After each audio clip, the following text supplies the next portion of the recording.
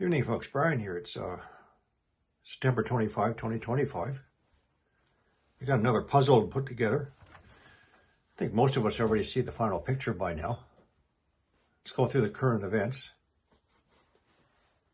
So one of the things I've said several times in the past, repeated myself on past videos, to watch out for, in preparation for the expected and sudden pole shift related events, or celestial related events, and the approaching crossing of the destroyer, and again the 3600-year timeline, is the sudden change in military status, posture, positioning, deployment. I told you to watch out for this.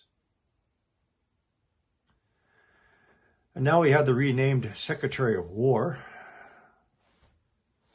who orders a rare urgent meeting of hundreds of generals and admirals without a statement on what the meeting is about or the items on the agenda. It should be concerning that it's being broadcasted for public knowledge, including the location. So how do you advise so many people? How do you do that, right? Where are you going to put them all? You know, the first thing that came to my mind is that movie starring Gerard Butler, London Has Fallen, where the world leaders were all targeted at the same place.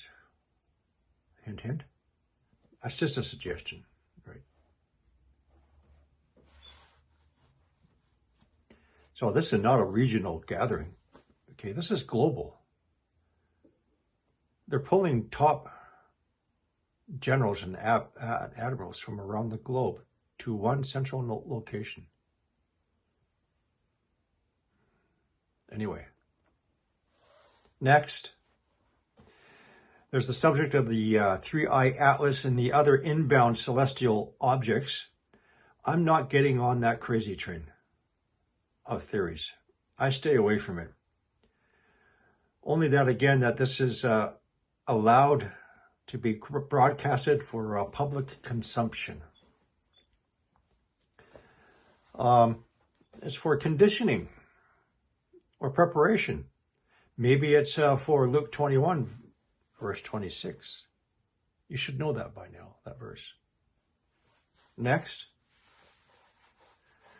Not long ago, I posted, so there has been a recent article flashed across the internet of an extremely urgent mission to protect GPS and power grids from solar storms. I'll include the link.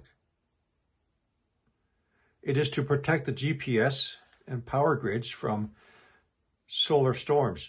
Or, I mean, why now? Or is it because of our severely weakening magnetosphere and the development of multiple magnetic poles creating unpredictable weak zones, as I have been suggesting?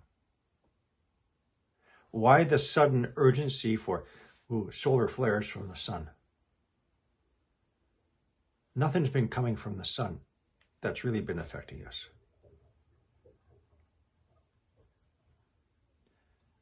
Or is there another sudden rapid shift in the destabilization of our protective magnetic fields?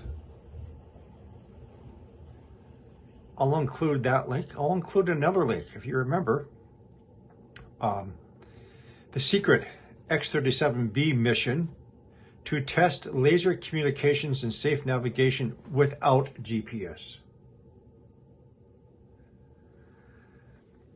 If you also remember, what was supposed to have happened at the end of June, and they delayed that to the end of July, is no longer allowing public access to Department of Defense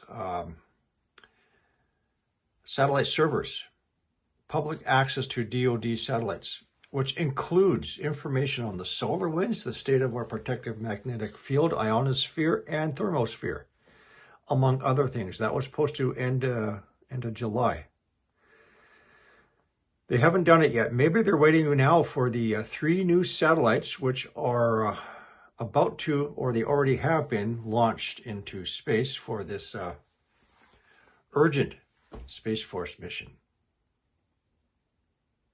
Maybe they have to get those 3 satellites up there first before they cut the cord to everything else. And in that original article back in June, there was no statement or commitment that the general public would have access to the data from those 3 new satellites. Maybe that's why the delay. Again, I want to tell you my favorite quote from astrophysicist Victor Klube. Cynics would say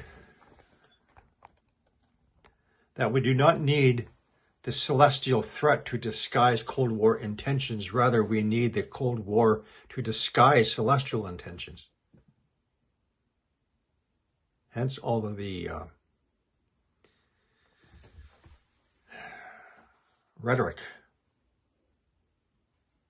escalation of the rhetoric, the rumors of the wars, Russia, Ukraine, NATO, military forces gathering to protect flotillas going into Gaza, the Italian Navy, the Spanish Navy, and very recently the president of Indonesia, who gave his speech to the United Nations, he is willing to send 20,000 military personnel from the Indonesian armed forces into Gaza for the protection of the residents of Gaza. What do you think is going to happen from there?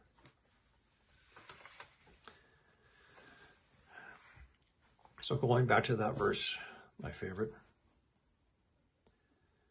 men's hearts will fail them from fear and anxiety over what is coming upon the earth, for the powers of the heavens are going to be shaken. Let's break that down. People will faint from fear. What does that mean? This suggests a widespread and profound fear among humanity coming soon. Anticipation of what is coming upon the earth. The fear is also a reaction to the anticipated events of the end times, of those celestial events mentioned many times before the end times. The powers of the heavens will be shaken. This refers to celestial upheavals, signifying that the natural order itself will be disrupted by the passing. So the signs of the end times are the signs that will occur before the end of the age. The signs, not talking about God's wrath, not talking about God's judgment. Nothing to do with it.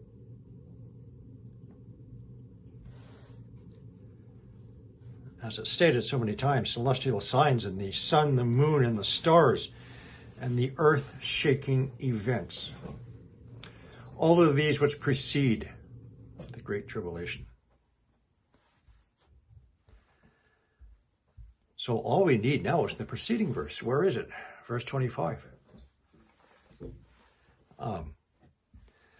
There will be signs in the sun, the moon, and in the stars. And on the earth, and the nations will be in distress and anxiety, perplexity at the roaring and the tossing of the seas and the changing tides.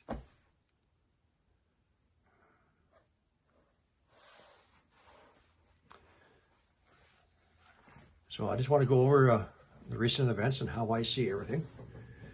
For me, it's fairly easy just to, pick all these pieces of the puzzle and bring them together. Right? I told you, before serious events start to happen, celestially, you're going to see a sudden change in the structure, infrastructure, status, position, deployment of the U.S. military. Using excuses that bring in the National Guard and regular armed forces troops into the cities. So when they're ready to declare martial law,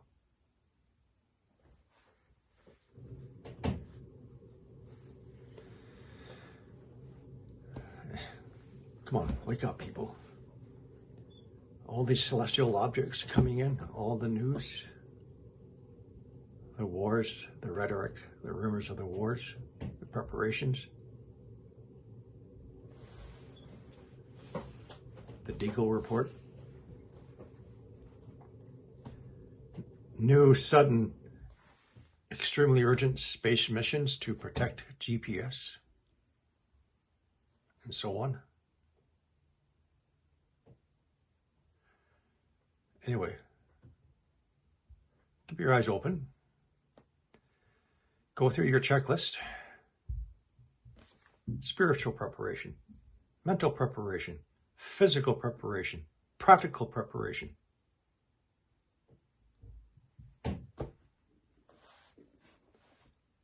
And I think that's going to be it for now. And then I got a lot of stuff happening at home, so I don't have too much time right now. And I think that's going to conclude today's talk. Going to keep it short at 11 minutes, as you were.